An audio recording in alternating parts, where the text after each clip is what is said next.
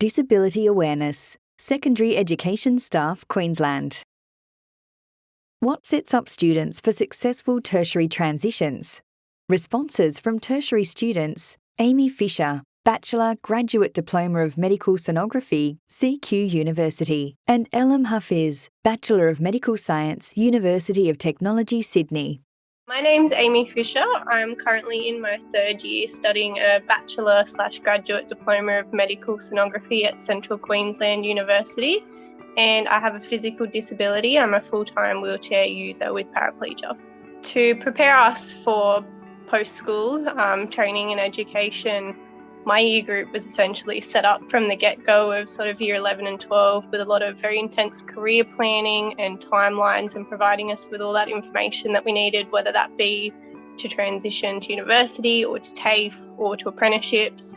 And so we had all that information available to us quite readily, and that support to be able to make those decisions and figure out our goals, and then make those planning pathways for what steps we needed to take to get there. So in terms of, from an accessibility point of view, I worked very closely with one particular staff member who knew that system inside and out, from applying for different accessibility needs within the HSC exams to then what support's available being in New South Wales through the UAC system, and then as well in transitioning to university through open days, and then moving through to those staff members who run the accessibility services, and ultimately now uni. So I think providing us and sort of guiding us along that pathway the whole way, and having that option also to have it very much individualised, and those plans and those meetings made it a lot easier to make that transition, because you knew what your options were,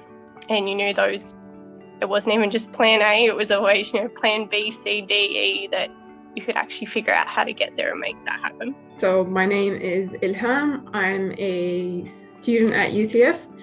One piece of advice I'd give to teachers in high school, and maybe career advisors in high school, counselors in high school, reach out to universities and TAFEs or any formal training organizations in your area, and have them come and speak to your students. Have the students engage with them, and sort of see what life after high school looks like. Sometimes it's hard to imagine what that would look like, especially since they've been in the schooling environment for 12 years.